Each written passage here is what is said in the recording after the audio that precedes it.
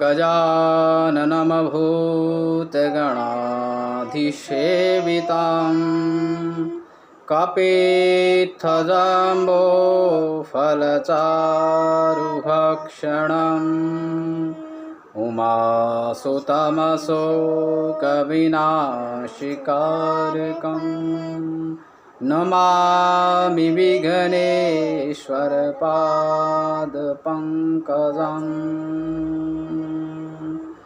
वंशीविभूषितकरानवनीनिदाभात् पीताम्बरादरुणबिम्बफलादरुष्टात् पूर्णेन्दुसुन्दरमुखात् अरविन्द्रनेत्रात् कृष्णात् किमपि तत्त्वहं न जाने। कृष्णाय वासुदेवाय हरये परमात्मने प्रणतक्लेशनाशाय गोविन्दाय नमो नमः। श्री गुरुचरणकमलेभ्यो नमः। ओम नमो भगवते वासुदेवाय नमः। आज शुभ पावन अवसर पर आप सभी को जय कृष्णा, जय श्री कृष्णा। आज छठे दिन में भगवान श्री कृष्ण जन्माष्टमी के उत्सव के उपरांत आज छठे दिन में भगवान का श्री कृष्ण अवतार के उपरांत आज छठे दिन में भगवान की छठी मनाई जाती है। बड़े धूमधाम से श्री कृष्ण जी को, ठाकुर जी को भव्य स्नान कराया जाता है। स्नान के उपरांत सायं के समय में भगवान की छठी मनाई जाती है। जिस प्रकार एक बालक घर में जन्मता है, उसके उपरांत छठी के दिन उनका विशेष पूजन होता है। सभी देवताओं का पूजन करके छठी मनाई जाती है। तो हम भी देखिए आज भगवान का स्मरण करते हुए छठी मनाएंगे। और दो शब्द भगवान की छठी क्यों मनाई जाती है, उसका कारण क्या है, इसके बारे में थोड़ा सा वार्तालाप करेंगे। श्री कृष्ण भगवान को कई नामों से जाना जाता है। जिस प्रकार ठाकुर जी, कान्हा जी और लड्डू गोपाल जी, माधव जी, नंदलाला जी और देवकी नंदन आदि कई नामों से इनको जाना जाता है।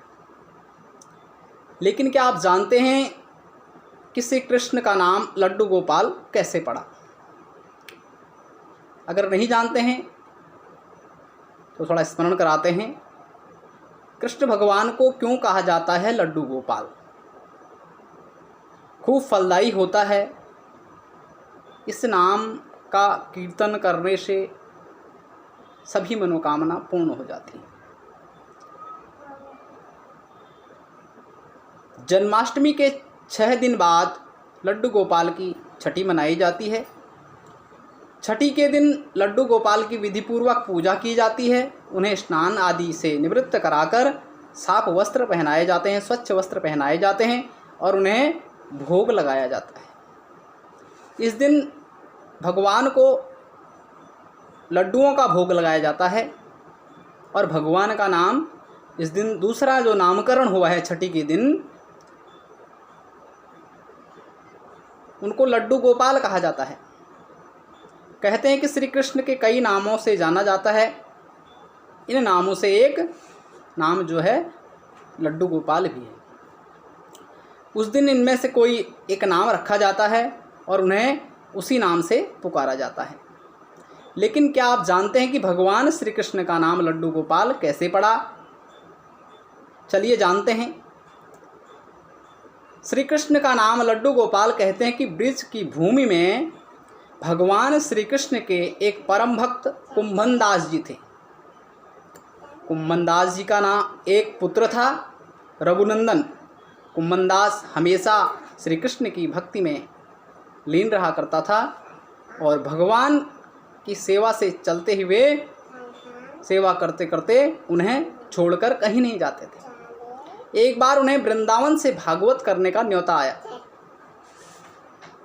पहले तो कुम्भनदास जी उन्हें मना कर दिया उन्होंने, और फिर उन्होंने उन लोगों से बहुत ज़्यादा जोर देने पर, आग्रह करने पर, विनती करने पर फिर वह मान गए कि मैं कथा भागवत करूँगा।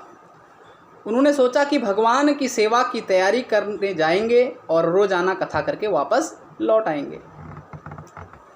कुम्भनदास ने भोग की सारी तैयारी करके अपने बेटे रघुनंदन को समझा दिया कि ठाकुर जी का भोग लगा देना, और कथा करने के लिए वह चल दिए। अब रघुनंदन ने भोजन की थाली ठाकुर जी के आगे रखी और उनसे भोग लगाने का आग्रह किया, और उसके बालपन में यह छवि थी कि ठाकुर जी अपने हाथों से इस भोजन को करेंगे। लेकिन ऐसा हुआ नहीं। बहुत देर इंतज़ार करने के बाद जब भोजन की थाली ऐसे ही रखी रह गई, तो रघुनंदन ज़ोर से रोने लग गया। पुकारा कि ठाकुर जी आओ भोग लगाओ, ठाकुर जी आओ भोग लगाओ। निरंतर रोने लग गया, अश्रुधारा करने लग गया। रघुनंदन की इस पुकार के बाद ठाकुर जी बालक का रूप धारण किया ठाकुर जी ने, और भोजन करने बैठ गए। जब कुम्भनदास ने घर आकर रघुनंदन से प्रसाद मांगा, उसने कह दिया कि ठाकुर जी ने सारा भोजन खा लिया। कुम्भनदास जी को लगा कि बच्चे को भूख लग गई होगी और उसने सारा भोजन खा लिया होगा। लेकिन जब वो रोज़ की तरह करने लग गया कि वह कथा सुनाने जाता था और भोग के लिए कह देता था कि बेटे को, रघुनंदन जी को, कि तुम भोग लगाना, और भगवान, और जिस प्रकार वह नित्य भोग लगाता था और नित्य कुम्भनदास वहाँ पर पूछते थे कि आज भगवान ने भोग खाया? हाँ जी, भगवान ने भोग पा लिया। अब कुम्भनदास को शक होने लग गया।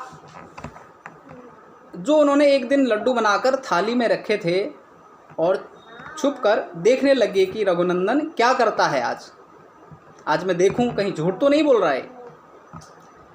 लड्डू की थाली रघुनंदन ने ठाकुर जी के आगे रखी और उन्होंने बालक का रूप धारण किया और लड्डू खाने लग गए।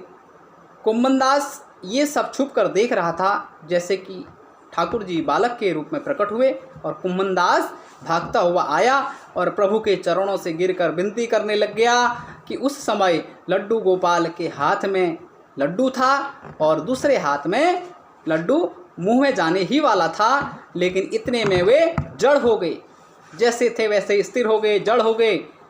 और उसके बाद से उनके इस रूप की पूजा की जाती है और उन्हें लड्डू गोपाल इस प्रकार तब से कहा जाने लग गया। बोलो लड्डू गोपाल की जय, कृष्ण कन्हैया लाल की जय, नंद के लाल की जय। बोलो कृष्ण कन्हैया लाल की जय। अच्युतम केशवम दामोदरम, अच्युतम केशवम कृष्ण दामोदरम, नारायणम जानकी वल्लभम, अच्युतम केशवम कृष्ण दामोदरम, अच्युतम केशवम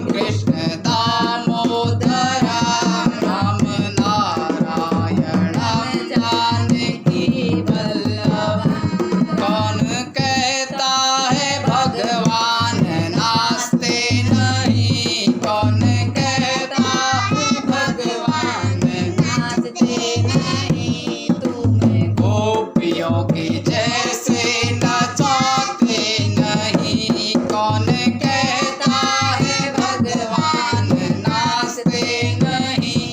तुम गोपियों के जैसे नचाते नहीं, अच्युतन केशवम कृष्ण दामोदरम, अच्युतम केशवम कृष्ण दामोदरम, नारायणम जानकी वल्लभम। कौन कहता है भगवान सोते नहीं, कौन कहता अच्युतम केशवम कृष्ण दामोदरम, नम नारायणम जानकी वल्लभम, अच्युतम केशवम कृष्ण दामोदरम, नम नारायणम जानकी वल्लभम, अच्युतम केशवम कृष्ण दामोदरम, नम नारायणम जानकी वल्लभम। बोलो कृष्ण कन्हैया लाल की जय, लड्डू गोपाल की जय। काली कमली ने ऐसा रंग ढाला,